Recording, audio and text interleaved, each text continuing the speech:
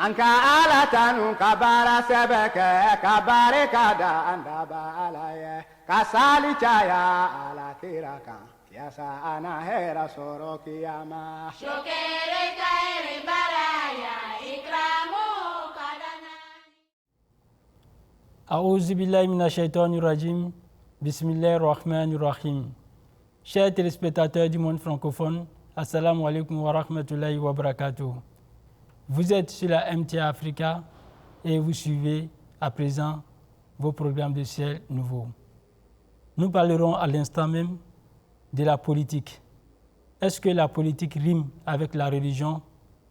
Nous allons le savoir tout à l'heure avec nos invités, M. Abdraman Ouattara et M. Chérif Mamadou Kaï du district d'Abidjan. Assalamu alaikum, cher à vous. Wa alaikum salam wa rahmatullahi wa barakatuh. Soyez les bienvenus. Aujourd'hui, on va essayer de savoir si entre la politique et la religion, il y a une compatibilité. C'est-à-dire, est-ce qu'on peut rester religieux et vivre sa vie politique? Mais bien avant, on va essayer de savoir ce qu'est une appartenance politique avec M. Chérif Mamadou. Merci, M. Yabé, pour cette question, parce que quand nous voyons aujourd'hui l'actualité dans tous les pays de l'Afrique, on parle d'appartenance politique et religion. On voit il y a des religieux aujourd'hui qui font la politique et c'est pas mauvais. Pas mauvais parce que d'abord il faut définir l'appartenance politique. L'appartenance politique, c'est le fait de partager les mêmes opinions, doctrines, les mêmes convictions sociales avec certaines personnes. Voilà, formées en association pour mener une lutte, pour atteindre un objectif. Est-ce que le religieux peut participer à ce genre de lutte ou à ce genre de mouvement? Donc, je pense qu'avec le développement, on aura le temps d'en dire plus. D'accord, merci à toi. Missionnaire, est-ce qu'il y a une compatibilité entre appartenance religieuse et puis appartenance politique et la religion? Alhamdulillah. Assalamu alaikum wa rahmatullahi wa barakatuhu. D'abord, bien sûr, par rapport à la question, je répondrai oui, parce que l'objectif de la politique et de la religion, qu'est-ce que c'est? C'est pour bien-être de la population. Les politiciens disent, quant à moi, je vais bien faire pour la population. Dieu aussi, il a envoyé la religion pour sauver l'humanité. De l'autre côté, la politique dit, je vais venir sauver ma population. Dieu aussi, il a créé des lois aussi pour sauver la population. Donc, ils ont tous en commun un caractère social. Bien sûr. D'accord. Voilà. On peut dire que c'est un seul corps dans lequel la religion s'occupe de l'aspect spirituel, tout ce qui est orienté vers la spiritualité. Et le politique est chargé de diriger, d'orienter tout ce qui concerne la société. Voilà. Donc c'est un seul corps en quelque sorte. Maintenant, chacun doit savoir où mettre ses pieds pour ne pas empiétrer. Voilà, effectivement. Donc l'islam, par exemple, si on parle du cas de l'islam, l'islam met l'accent. C'est vrai, tu veux faire la politique, mais il faut que ça soit avec la justice. Effectivement. Voilà. Quand il n'y a pas la justice, quand il y a discrimination quelque part, ça ne marchera pas. Donc voilà pourquoi la loi de Dieu s'est basée sur la justice. Alors, la loi aussi des pays, ou bien les politiciens aussi, doivent travailler toujours avec la justice. Avec la justice, effectivement. Voilà. Quand Dieu parle de la justice, qui va appliquer la justice? Ce sont les êtres humains. Tout à fait. Alors, si nous appliquons la même justice, le mot la justice ne veut pas s'appliquer lui-même. Ce sont les êtres humains qui doivent appliquer cette règle-là, cet enseignement que Dieu a enseigné. Voilà pourquoi Dieu met des empereurs, voilà pourquoi il envoie les prophètes pour venir enseigner, les prophètes des hommes. Ils viennent appliquer la justice à l'humanité. Alors donc, celui qui veut gérer son pays, donc qu'est-ce qu'il doit faire? Il doit se référer toujours à la même justice là, pour bien gérer. Même malgré ça, nous aussi on a formé, chaque pays a formé des juges, pour que ceux-là aussi puissent travailler avec cette justice là. Dire à sa justice, nous aussi, chaque pays a créé, formé les juges pour travailler. Donc, vous voyez, les deux marchent ensemble. Effectivement. Voilà. Maintenant, puisque la loi humaine, elle est imparfaite. Ok. Voilà. Souvent, comme Dieu même dit, la chair est faible. On localise ça un doïfa. Par rapport à la faiblesse de l'homme, souvent, on dévie un peu la justice qu'Allah subhanahu wa ta'ala nous a demandé de le faire. Sinon, chaque pays a la justice, chaque religion a la justice. Donc, les deux vont toujours ensemble. D'accord. Mais ce qu'on remarque, M. Ndeye, c'est que sur le terrain, il y a des gens... D'abord, la croyance, les gens adhèrent à une croyance. Ils forment en quelque sorte une communauté qui partage les mêmes convictions. En politique aussi, comme M. Chéri vient de le dire, c'est des gens qui se sont associés. Donc, ils sont en association. Ils ont une idéologie qu'ils ont épousée. Mais on remarque que partout, dans tous les pays, lorsque les idéologies se confrontent, ça ne va pas sans heurts. Et si ces mêmes personnes-là se retrouvent au sein d'une même communauté, qu'est-ce que ça a donné? Est-ce que ça n'a pas donné des tensions parfois? Ça ne va pas donner des tensions. Si ces personnes-là ont une foi, si chacun a une foi, toi dans ta religion parle de la justice. Moi aussi dans ma religion, on me parle de la justice. Pourquoi? Toi, chez toi, on parle de la justice, chez moi, on parle de la justice. Maintenant, quelle qu'en soit la tension, on doit réfléchir. Voilà pourquoi le Coran te dit, Afala tadhakkaroun, Dieu vous a donné tel, j'ai fait telle chose, afin que vous méritez, afin que vous réfléchissiez.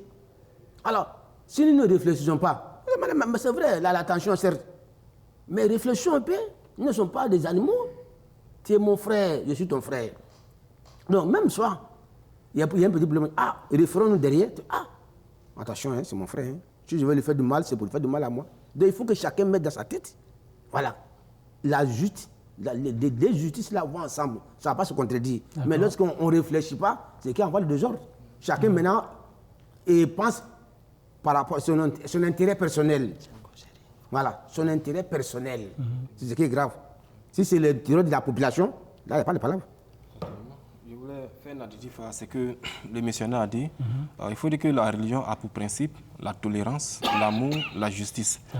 La politique aussi a pour principe bien orienter la population, la justice, faire régner un état de droit, appliquer la justice, aider la population. Donc, du coup, on voit qu'elles ont à peu près les mêmes objectifs. Donc, je prends un cas. Au niveau des pays d'Afrique, on a comme religion dominante l'islam et le christianisme. Mais quand on se retrouve au sein d'une même mosquée, que tu sois chrétien ou moi je suis musulman, on se retrouve au sein d'une même mosquée, si effectivement on applique l'amour, si effectivement on applique la justice, on n'a pas à parler de politique au sein de la mosquée. On vient à la mosquée pour parler soit de Dieu, du christianisme, ou bon, si c'est une mosquée, de l'islam. Voilà. L'imam, dans les sermons, dans ses conseils, il va nous exhorter à pratiquer l'amour, la justice. Ce que l'imam va dire, on récupère et on va sur le terrain politique pour appliquer. Donc, vous voyez qu'il ne devait même pas avoir de problème dans nos nations. Effectivement. Dites religieux, c'est-à-dire, bon, pas religieux, mais dans nos nations laïques, où l'islam et le christianisme se cohabitent. Mais, parfois, ça devient un peu bizarre lorsque le message religieux même est pris, ou soit le religieux lui-même, il se transforme en un combattant politique. C'est là qu'il y a le problème. Lorsque le religieux lui-même, l'imam ou les pasteurs, eux-mêmes, ils participent de manière active à des combats politiques, à des meetings. Parce qu'eux, ils doivent en fait montrer une certaine neutralité. Effectivement. Même s'ils ont un penchant, mais ils doivent savoir taire leur penchant dans leur cœur et puis montrer une certaine neutralité. Être correct, être juste. Voilà. C'est en cela que... Il ne faut pas avoir un parti pris. Voilà qu'un parti pris, ça mélange. L'objectif d'un imam, d'un pasteur, de tel parti, c'est quoi? C'est pour sauver la nation. Effectivement. Voyez, non? Donc, si nous sortons dans ce cadre-là, il y a un problème. Effectivement. Voilà. Il faut qu'on reste dans ce contexte-là. Même quand tu le vois, aucun politicien va venir dire non, il dit, je vais venir faire telle chose pour la population. tout le monde parle de la population, l'intérêt de la population. Imam parle aussi de l'intérêt des musulmans. Le pasteur parle aussi de l'intérêt des chrétiens. Donc, c'est même population-là. Et Dieu aussi, il a fait ces lois-là pour sauver aussi la population. Donc, dans ce contexte-là, si nous venons de Dieu, ça veut dire si nous avons la foi, vraiment, chacun devait agir avec cette justice-là pour que la population puisse sortir vraiment la tête haute. Voilà. Non, je voulais ajouter ce que M. a dit pour dire que les religieux, parfois, ils peuvent organiser même des séminaires, des colloques pour proposer. Tout à fait. Pour faire des propositions aux acteurs étatiques, c'est-à-dire les politiciens. Voilà ce que nous, on a pensé. Voilà. Nous, on n'a pas le droit de nous immixer dans la politique, mais nous sommes aussi des humains. La politique, c'est une affaire d'être humain. On a aussi le droit de dire quelque chose. Donc, voilà ce que nous proposons. Voilà. C'est des gens qui ont fait de longues études, quand même. Ils peuvent voir au niveau des sociétés qu'est-ce qui ne va pas. Voilà. Au niveau social, au niveau de l'économie, au niveau de la diplomatie, à tous les niveaux. Ils peuvent faire des propositions. Et c'est aux politiciens maintenant de voir ce qu'ils ont proposé, est-ce que je peux appliquer. Donc, ça engage un débat, ça engage une communication entre ces deux identités-là, c'est-à-dire le politique et puis le religieux. Dans cet état-là, je vois que la médiation, l'harmonie va régner. Parce que l'objectif de ces deux entités, c'est le bien-être. Effectivement. C'est le bien-être de la population. Donc, je pense que les religieux peuvent participer à la vie politique en proposant. Ils proposent et ils se retirent. C'est aux politiques maintenant de récupérer ce qu'ils ont proposé pour appliquer. Maintenant, au cas où ils n'ont pas appliqué, il n'y a pas de problème. Il ne faudrait pas que ces religieux-là récupèrent ça et qu'ils viennent sur le terrain en tant que des militants. Tout à fait. Sans cela qu'il y a des heurts dans les mosquées. Et les imams ou les pasteurs doivent éviter des propos d'appartenance dans leurs sermons parce que ça frustre. Et à vous attendre,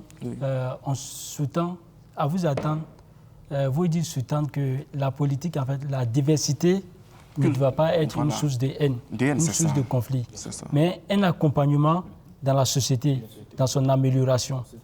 Mais tous deux, vous êtes quand même responsables de jeunesse, de jeunes, vous aussi, vous êtes prêcheurs. Est-ce que, dans la pratique, vous ne vivez pas souvent des gens qui sont opposés entre eux-mêmes, ou bien dans vos différents milieux religieux? Est-ce que des gens qui sont opposés idéologiquement, ils n'arrivent pas à s'affronter devant vous et puis vous intervenez? Ça n'arrive pas à ce cas? Oui. Ça, on appelle ça, comme vous avez dit tantôt, quand les deux s'affrontent. Toi, tu lui poses la question, ton objectif c'est quoi? Je vais bien faire pour ma population. Moi aussi, mon objectif, il faut bien faire. Mais c'est vrai, on n'a pas les mêmes compréhensions.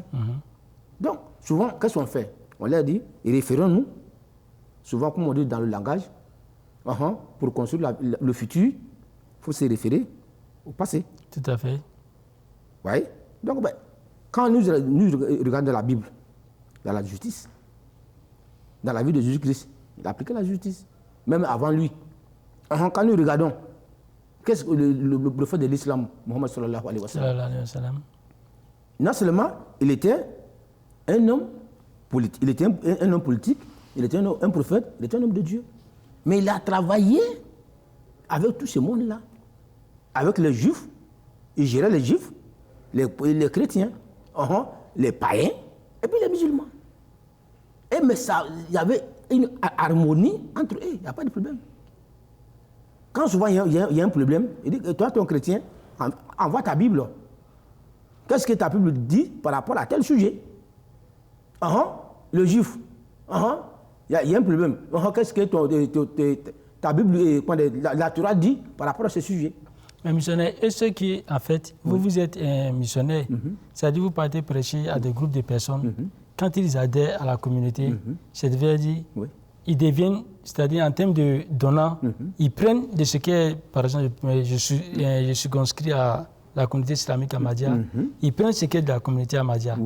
Mais est-ce que, puisque quand même, sur l'échiquier politique, ils appartiennent à un parti politique, est-ce que ça ne se fait pas ressentir au niveau de la religion? Maintenant, quand ça va faire sentir, c'est toi qui dois, le missionnaire qui est là, ou bien l'imam qui est là, c'est l'imam qui doit faire comprendre. Ouais, ce que tu es en train de faire, d'accord. On va voir ce qui est dans ta tête, ce que tu as envie de faire politiquement. Est-ce que ça marche religieusement?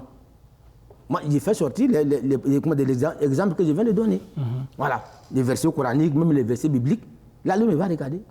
Quand il regarde ça, maintenant, il dit, ah, donc ça va ensemble. Il faut que tout tourne autour de la justice. Quand ça tourne autour de la justice, chacun aura sa part. Personne ne sera frustré. Et c'est le même enseignement que le Saint-Prophète sallallahu alayhi wa sallam a donné. Voilà. Les chrétiens ont eu leur part de justice. Les juifs ont eu leur part de justice. Les musulmans ont eu leur part de justice. Les païens, chacun a eu. Voilà pourquoi il n'y a pas eu de problème dans ce contexte-là. D'accord. Voilà. Monsieur Géry, vous, en tant que responsable de jeunes, est-ce que vous vivez souvent ces genres de choses? Oui, effectivement, on ne peut pas dire qu'on ne vit pas ce genre de situation. Avant de répondre à la question, parfois il y a des musulmans qui disent que les musulmans ne doivent pas faire la politique, en religion ne doivent pas faire la politique parce qu'il n'y a même pas le mot démocratie dans le Saint-Coran. Mais on n'a pas besoin d'avoir le mot démocratie dans le Saint-Coran pour dire qu'on ne va pas faire la politique.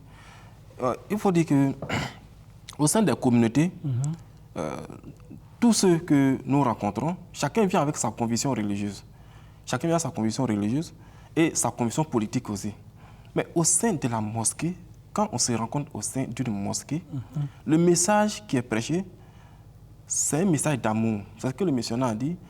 Il suffit que le message soit rempli d'amour, soit amplifié d'amour, de justice. Ça va au-delà déjà même de l'appartenance politique.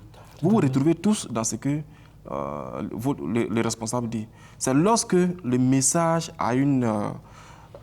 essaie d'avoir une appartenance quelque part, c'est ce qui crée des frustrations. Mais, alhamdoulilah, Dieu merci, au sein de la communauté musulmane Ahmadiyya, nous, on n'a pas trop ce problème-là, parce que quand on vient à la mission, on a nos sujets phares qui sont là. Voilà, on est préoccupé par les échimas, les jalsa, les rencontres. Donc, et de surcroît, nous sommes unis autour d'un calife. Nous sommes unis autour d'un calife qui nous donne toujours des conseils, qui nous prévient sur les dangers. Le calife aussi. Souvent, il a fait des sermons où il a donné des conseils par rapport à la crise syrienne. Il a donné des conseils, où il a interpellé les acteurs de cette crise-là. Il allait même faire un discours au Parlement européen, où il les a interpellés sur les dangers qui guettent l'humanité. Donc, c'est son rôle d'interpeller. Mais il ne va pas sur le terrain en tant que partisan. Tout à fait. En tant que partisan, mais il interpelle toujours, voilà, si vous faites ça, voilà ce que ça va donner. Si vous faites ceci, voilà ce que ça va donner. Donc, il interpelle déjà. Je pense que c'est ce rôle-là que tous les politiciens, tous les religieux doivent avoir, le rôle d'interpellation, interpeller les membres sur leur rôle dans les différents appartenances politiques. Et d'ailleurs, c'est ce que tu avais dit de suite, le fait même d'avoir au sein d'une mosquée plusieurs idéologies politiques, ça peut être une richesse même pour la mosquée. Ah, en quel sens ça peut être une richesse? Ça peut être une richesse. Si toi, tu es parti politique A, le missionnaire dans ce parti politique B, le jour où vous serez au pouvoir, mais comment dirais-je, vous allez lutter pour que la justice règne. Le message que ton guide a prêché, a donné, tu feras un effort pour faire vivre ce message-là sur le terrain. Effectivement. Or, si tu fais vivre sur le terrain, c'est forcément, ça aura des retombées positives parce que ça vient du calife. Donc, si tu appliques ce que ton guide a dit, non seulement la communauté va bénéficier, mais c'est toute la nation qui va bénéficier. Ce ne sera pas seulement pour vous, mais ce sera pour tout le monde. Même si vous n'êtes pas là et que c'est le frère, c'est le missionnaire Abdelrahman, son parti politique qui est au pouvoir, il sera obligé d'appliquer ce que l'imam dit à la mosquée, ce que le missionnaire dit à la mosquée. Voilà, il faut prendre soin de la population. Quand on vous donne de l'argent, quand on vous donne des budgets, des projets, il faut les mettre en œuvre dans les endroits où ça a été indiqué. Il ne faut pas détenir de l'argent. Donc, il est obligé, en tant qu'un homme politique, il est obligé d'appliquer cela. Et cela va profiter à toute la nation. Tout à fait. Donc, c'est cela qu'au sein d'une mosquée, s'il y a plusieurs idéologies, s'il y a plusieurs partis politiques qui se retrouvent dans une mosquée, ils vont profiter des conseils que l'imam donne. Effectivement. Et en retour, ils vont aller appliquer. Parce que s'ils deviennent responsables de société ou un responsable politique, s'ils n'appliquent pas, non seulement leur nom va se gâter, tout à fait. Non seulement c'est une humiliation pour eux, s'ils détournent de l'argent, c'est une humiliation pour eux, mais leur communauté aussi, c'est une humiliation pour la communauté. Tout à fait. Donc, ils ont l'obligation non seulement de faire respecter leur communauté à travers leur action, mais aussi de se faire respecter en société. Donc je vois que la diversité religieuse au sein d'une communauté politique ou la diversité politique au sein d'une mosquée ou une église, c'est une richesse. J'ai envie de demander, même, est-ce que la diversité religieuse, ça ne peut pas créer un esprit d'émulation, de concurrence positive entre les deux? Non. Par exemple, comme Saman de Chérif vient de dire, les hommes religieux, ce sont les docteurs. De la même manière que les prophètes sont les docteurs. Oui. Pourquoi? Quand moi j'ai fait ce que je pouvais faire en tant qu'être humain, je ne suis pas parfait. Et puis, quand mon temps va passer, toi, tu me regardes. Et puis, pour que les gens puissent te croire, les erreurs où moi je suis tombé, toi, tu vas éviter ça pour faire plus. La population maintenant va gagner. Si toi aussi, moi aussi, je te regarde. Voilà, c'est ça qu'on appelle la démocratie. Où tu as te tombé, moi je vais éviter. Voilà, ils font mieux. À chaque fois, celui qui vient, il fait mieux, celui qui vient, il fait mieux. Qui en bénéficie? C'est la population. Effectivement. Voilà. Donc, quand les imams, les pasteurs, quand ils voient maintenant, bon, ils sont en train de dérober et ils deviennent maintenant comme des docteurs. Ah, pour notre intérêt commun, voici ce que vous devez faire, voici ce que vous devez faire. Et vous donnent des conseils, les enseignements religieux, les enseignements bibliques. Pour l'intérêt commun, chaque église, chaque mosquée, on parle de ça. Tout le monde dit que Dieu est amour. M. Chérif, dans sa première intervention, a dit que certains disent que les musulmans ne doivent pas faire de la politique. Est-ce que ce n'est pas parce qu'en fait, ils sont dessus des religieux, ils sont dessus des leaders religieux parce qu'ils montrent ils affichent leur affinité? Donc la religion doit appliquer les règles, ce qu'Allah subhanahu wa ta'ala lui a enseigné. Quand lui va appliquer la justice, l'amour du prochain. Alors, même si il va dire, ton adversaire, c'est ton adversaire, certes, mais ce n'est pas ton ennemi. Lui, il veut l'avancement du pays, il veut gérer le pays autrement. Toi aussi, tu veux gérer autrement. Voilà. Ce sont des idées que vous proposez à la nation. Et maintenant, ils vont voir. Idée de M. Djabi et idée de Chérif. Qu'est-ce qui peut avantager la population? C'est sur ça, maintenant, ils vont faire leur choix. Vous êtes en train de dire, avant d'appartenir à une idéologie politique, il faut d'abord savoir l'idéologie réelle de cette appartenance. Effectivement, avant d'appartenir à une idéologie, il faut analyser quel est leur principe, sur quoi ils se basent, quel est leur projet social.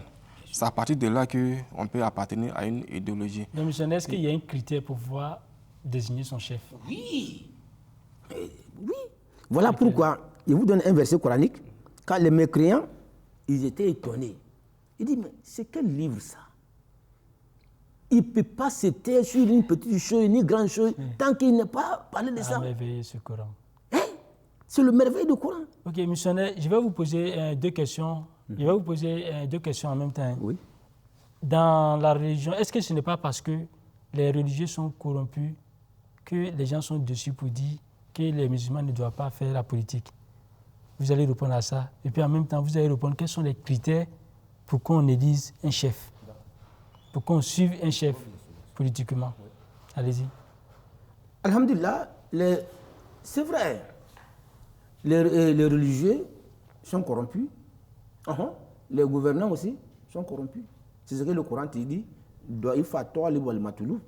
Faible en effet les deux, le religieux et le politicien. Qui peut aider qui? Mais la faute aux religieux. Ce sont les religieux qui doivent vous faire raisonner les hommes politiques. Qu'il plaît ou non, quand ça chauffe là, ils courent par les où? C'est religieux. Tout à fait. Si toi maintenant pas juste, c'est vrai. Quand le politicien sait que toi tu aimes l'argent, il vient acheter ta conscience. Tout à fait. Il faut lui montrer que moi, c'est Dieu que moi je cherche. Le prophète nous a dit, in ajriya ila Allah. Ma récompense là, c'est Dieu. Je n'ai pas besoin de ta récompense de Djabi ni de Chérif. Moi, ma récompense vient de Dieu. C'est que le prophète a tapé la table. Tout ce que je suis en train de faire là, ma récompense se trouve auprès de vous? Non. J'ai un devoir à faire. J'ai une mission accomplie. Et ma récompense au Père, c'est de prendre Dieu. Il faut que les religieux arrivent, disent ça aux politiciens. Comme nous sommes tous de pratiquer la politique pour le développement de notre nation. Donc ma part de politique que moi je dois jouer en tant que religieux, c'est de dire la vérité, le terrain est glissant. Si les religieux ont eu l'audace, la bravoure, la détermination de dire aux politiciens, aucun politicien viendra corrompre. Tout à fait. Voilà. Ça, mais clair, ce sont eux qui donnent une vérité. opportunité aux politiciens de faire n'importe quoi. Il reste dans ta Bible, il reste dans ton Coran. Et tu dois tu appliques la justice stricte. Même si cela va contre toi-même, tes parents, ton honneur, ton argent, il faut appliquer la justice. Tous les livres révélés, c'est ce que j'ai enseigné. Tous les prophètes, c'est ce que j'ai enseigné. D'accord. Mais si toi-même tu dérobes, bien sûr, il y a chrétiens. D'accord. L'islam a tout enseigné. Voilà pourquoi je disais tantôt, quand le Coran est venu, ils étaient tellement contents. Il dit, malheur à nous, quelle sorte de livre est ceci? Wow. Hein? Il nommait aucune action petite ou grande. S'il n'est enregistré. Donc tout y est. Ouais. Tout ce qui peut sauver l'humanité, c'est dans le Coran. Wow. Que ce soit petite chose, mais grande chose, c'est dans l'islam. Donc ceux qui disent qu'un musulman ne pas fait la politique, ça veut dire qu'ils ne connaissent même pas les religions. Tout à fait. Le sombre face sur la salam, il a fait Sallallahu alayhi bien wa la politique. Tout à fait. Voilà. Sa politique, c'était la justice, le bien-être de l'humanité. Et Sinon, c'est cette comment politique qu'il a diriger fait. ces millions de personnes, ou Voilà. ces milliers de personnes? Impossible. Donc voici comment le chrétien, alors subhanahu wa ta'ala dit ici dans la sourate 4, verset 59 que je cite. Inna Allah ya'murukum an tu'addul amanat ila ahliha. Wa idha hakamtum bayna nas an tahkumu bil adl. Inna Allah ni'ma ya'izukum bi. Inna Allah kana sami'an basira. Il dit en vérité, Allah vous commande de céder les charges à qui de droit. D'accord. Et quand vous jugez entre les hommes, jugez avec justice. Et assurément, c'est à quoi Allah subhanahu wa ta'ala vous exhorte est excellent. Alors, en vérité, Allah entend tout et voit tout. Allah qui entend tout et voit tout, nous n'entendons pas tout, nous ne voyons pas tout. Mais Dieu est partout, lui il entend tout, il voit tout. Donc ce que Dieu vous dit là, cédez la charge, la responsabilité, le pouvoir à qui de droit, que ce soit pouvoir politique, pouvoir religieux, donner à qui de droit. Il ne faut pas choisir quelqu'un, c'est mon beau-frère, ou bien Chérif, c'est mon petit frère, ou bien Imam là, c'est mon oncle, que je veux qu'il soit. Non. Donc ceux qui disent qu'un musulman ne peut pas faire la politique, c'est archi faux. Un musulman, d'abord, la politique même dit, par exemple, choisissez, votez. C'est un devoir civique. C'est un devoir. La religion qui dit. Oui. Au niveau de choisir un chef ou bien voter, Okay. on dit que c'est un devoir civique. Ouais. Mais la religion dit que c'est un droit. Ok. C'est un droit de choisir l'homme le plus méritant. Voilà. Qui peut faire l'affaire de la population. Mais quand vous choisissez un homme qui ne mérite rien, Dieu vous posera la question. Hein, dans votre choix, vous qui choisissez vos chefs, Dieu vous regarde. Si vous avez fait un mauvais choix, là, Dieu vous attend. Voilà pourquoi on ne choisit pas qui vit. Je ne choisis pas mon fils ni mon papa. Okay. Et si mon papa mérite, et si mon fils mérite, c'est dans ce contexte-là Dieu t'attend. Mais lorsque vous choisissez n'importe qui, à la place de n'importe quoi, vous allez attendre la suite. Hein. Alors, M. Chérif, la religion ne demande pas de choisir quelqu'un en fonction de ses origines, en fonction de sa en fonction de sa filiation, mais en fonction de sa capacité à se décharger des charges. C'est ça? Bien sûr. Ok. Qu'en dites-vous? Oui, avant de venir à cette question, je voudrais dire qu'au niveau de... Le missionnaire a évoqué un point qui est très intéressant, parlant de la corruption. Prenons le cas du saint prophète Mohammed sallallahu alayhi wa sallam. Qu'est-ce que les Mécois n'ont pas proposé au saint prophète pour en pardonner sa mission? Tout à fait. Mais c'est parce qu'il est resté intègre. Effectivement. Mais c'est ça qui a fait la force de sa mission. Effectivement. Si c'était laissé corrompre par la richesse qu'on lui a proposée, son message n'allait pas arriver à nous aujourd'hui. Jamais. Mais c'est parce qu'il est resté intègre, il croyait ce à quoi il faisait, que son message aujourd'hui est arrivé ici. Donc, je suis d'accord avec le missionnaire, le religieux ne doit pas se laisser, doit être intègre. C'est vrai, nous savons aujourd'hui que la vie est difficile, c'est une réalité, ce n'est pas à nier, les choses sont compliquées. Et quand tu es chef religieux aujourd'hui, tu es tenté. Tu es tenté, c'est une réalité, tu es tenté, vu les belles voitures que les imams ont, les belles maisons, tout ce qui est à leur disposition aujourd'hui, ce n'est pas facile. Et si les politiciens viennent pour te proposer, voilà, pour t'avoir, si tu te laisses séduire par ces choses mondaines, tu vas perdre ton intégrité, tu vas perdre ta qualité. C'est vrai, tu vas avoir tout ce que tu veux, mais tu n'auras pas d'impact au moment où tu es vivant, même à ta mort, quand tu ne seras plus dans ce monde. On parlera pas, on dira que bon, en fait, ton nom ne pourra pas impacter ta postérieure en quelque sorte. Non, ça vous sera que l'homme, il faut être intègre. Quand tu dis c'est ça, quand tu dis c'est haut, il faudrait que ce soit haut. D'accord, missionnaire, en 2 mots, votre modifié. Il faut parler que la solution, que comment dire, tenter. Le prophète était tenté par la mise de l'Arabie, par le pouvoir et par l'argent. Il dit, je n'ai pas besoin.